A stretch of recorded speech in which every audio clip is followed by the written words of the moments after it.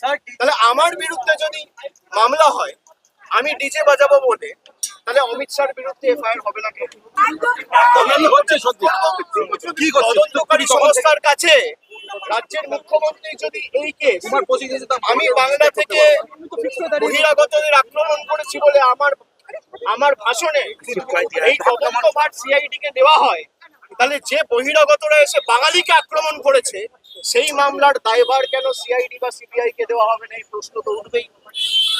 এই প্রশ্ন তো এড়িয়ে যেতে পারে না। এবং আমি অনুরোধ করি যে আপনারা যদি আমাকে আসতে পারেন, আপনি আপনার মতো করে যখন ইচ্ছা বাড়িতে চলে আসবেন, যে আপনাকে ছাড়া কাউকে আমরা লোক না, কিন্তু বাড়িতে না করতে আপনাকে অপেক্ষা করতে হবে আমার ফেরার জন্য। এখন প্রায় 7:20 বাজে, আমি বাড়িতে ঢুকেছি, আপনাদের সাথে কথা বলছি 5-10 মিনিট হয়েছে, বাড়িতে ঢুকেছি। আমি ঢুকে দেখেছি সিআইডির প্রতিনিধিরা নেই, তারা ফিরে গেছে। তারা যদি পরবর্তীকালে আমাকে ফোন করে আসে, আমার সাথে যোগাযোগ করে আসে এবং আমাকে বলে কোন সময় গেলে আমি বাড়িতে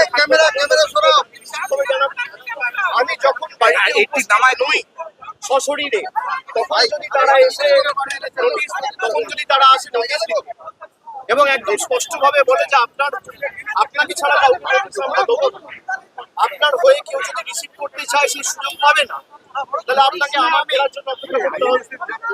তো আমি আপনাদের মাধ্যমে যারা নোটিশ দিতে এসেছিল, আপনারা যদি আসেন নিশ্চিতভাবে যোগাযোগ করে আসুন, আর না হলে অপেক্ষা করুন। আমি যখন ফিরবো আমি তখনই এই নোটিশটা আপনাদের তরফ থেকে আপনাদের কাছ থেকে নিতে পারবো। আপনারা যারা আমাকে প্রশ্ন করছেন আপনি তদন্ত এড়িয়ে যাচ্ছেন, আমি কোনো তদন্ত এড়িয়ে যাই, আমার দোকানের কিচ্ছু। আমি কেন্দ্র সরকার তদন্তকারী সংস্থার সম্মুখীন হয়েছি এখনো পর্যন্ত 8 থেকে 10 বার।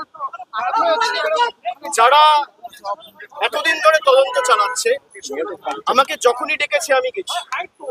আমাকে সিআইডি সামান দিয়েছিল, প্রথম সামান 30 তারিখ বিকেলে আমার উপর আক্রমণ হয়, আপনারা দেখেছেন। 48 ঘন্টা আমি বাড়ি থেকে বেরোতে পারি। আমি সময় চেয়েছিলাম, আমাকে 8 তারিখ ডাকা হয়েছে। 8 তারিখ আমি ছিলাম। আমি 6 তারিখ দিল্লির উদ্দেশ্যে রওনা দিয়েছিলাম, ইন্ডিয়া জোটের মিটিং ছিল। 8 তারিখ তারা জানে যখন আমি দিল্লিতে, তখন 8 তারিখ বিকেলে নোটিশ দিয়ে বলা হচ্ছে 9 তারিখে আসুন। 9 তারিখেও আমার বৈঠক ছিল।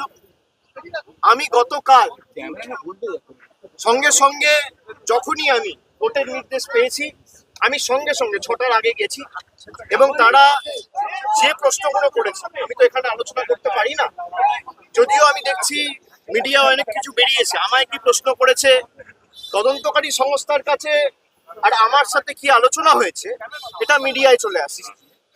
এবং আমি বাড়ি ফেরার আধ ঘন্টার মধ্যে আমাকে প্রথম প্রশ্ন কি করা হয়েছে, আমাকে দ্বিতীয় প্রশ্ন কি করা হয়েছে, আমাকে তৃতীয় প্রশ্ন কি করা হয়েছে, আর উত্তরে আমি কি বলেছি, সব আমি দেখছি মিডিয়ায় রিপোর্ট হয়ে গেছে। আমি এটা নিয়েও আগামী দিন হাইকোর্ট মুভ করবো। আমি যখন তদন্তে কি আলোচনা হয়েছে কারোর সাথে আলোচনা করছি না, তার মানে আমি ধরে নিতে পারি তদন্তকারী সংস্থার কাছ থেকে মিডিয়ায় এই খবরগুলো লিক হচ্ছে। যদি লিক হয়ে থাকে, ইনভেস্টিগেশনের উদ্দেশ্য তো ঠিক নয়। সুতরাং আমি বারবার তদন্তকারী সংস্থা যেখানে আমাকে ডেকেছে আমি গেছি। আমি যদি কলকাতায় উপস্থিত না থাকি আমি যেতে পারি। আমার সামর্থ্য অনুযায়ী যেখানে যখন প্রয়োজন হয়েছে, যে মামলায় ডাকা, আর এখন সরকার পাল্টেছে, এরা বিভিন্ন ভাবে মামলায় আমাকে ট্যাগ করে।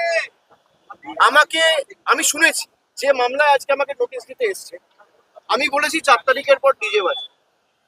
আমি প্রশ্ন করতে চাই যে আমি যদি সত্যি কোনো ভুল বলে থাকি, আমি এই স্টেটমেন্ট গুলো কবে করেছি? নির্বাচন চলাকালীন। নির্বাচন যখন চলছে, ল এন্ড অর্ডার, আইন শৃঙ্খলা কার আন্ডারে? ইলেকশন কমিশনের আন্ডারে। মমতা বন্দ্যোপাধ্যায়ের আন্ডারে তো ছিল না। তাহলে তখন আমার বিরুদ্ধে এফআইআর হলো না কেন? ইলেকশন কমিশনের বিরুদ্ধে কমপ্লেন হলে ইলেকশন কমিশন আমার বিরুদ্ধে ব্যবস্থা নিল না কেন? তার কারণ আমি যদি ডিজে বাজানোর কথা বলে থাকি, দেশের স্বরাষ্ট্রমন্ত্রী বলেছে তৃণমূলের লোকেদের উল্টো করে ঝুলিয়ে দিয়ে সোজা করে প্রত্যেক ক্রিয়ার সমান এবং বিপরীত প্রতিক্রিয়া রয়েছে। আপনি বলবেন জ্ঞানেশ কুমারকে যদি আমার এগেনস্টে অ্যাকশন নিতে হতো, তাহলে অমিত শাহর বিরুদ্ধেও অ্যাকশন নিতে হতো। অ্যাকশন নেবার ক্ষমতা ইলেকশন কমিশনের নেই, তাই আমার বিরুদ্ধেও অ্যাকশন নিতে পারেনি। সরকার বদলেছে, এখন মামলা হয়েছে।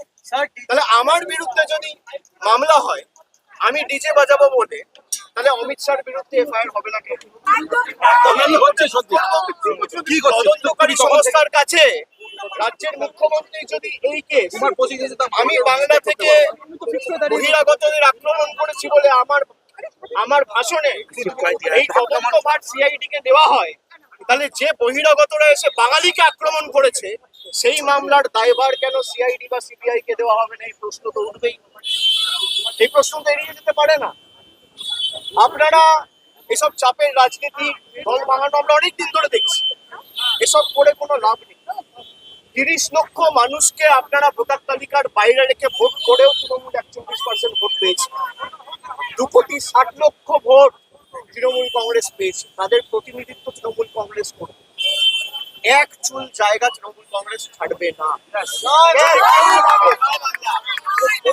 চমকে সিআইডি দিয়ে, সিবিআই দিয়ে, দল ভেঙে, উৎসাহ করে, গায়ের জোরে কর্মীদের মিথ্যা মামলায় ফাঁসিয়ে ভোজ কেসে ইমপ্লিকেট করে, পার্টি অফিস দখল করে, বাড়ি ভেঙে, ঘর চালিয়ে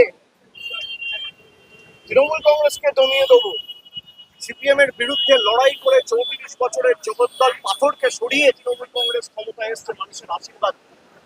2011 সালের পরিবর্তন আর 2026-এর পরিবর্তনটা খালি তুলনা করুন। মানুষের মধ্যে কোনো আবেগ নেই, স্বতঃস্ফূর্ততা নেই। 8টার পর রাস্তা শূন্য, ফাঁকা। বিজেপি বিজয় মিছিল বার করতে পারছে না। যারা বড় বড় ভাষণ দিচ্ছেন, আমি বলবো রাজনৈতিক ভাবে মোকাবিলা করুন। মানুষ যদি আপনাদের জিতিয়ে থাকে, মানুষের জন্য কাজ করুন।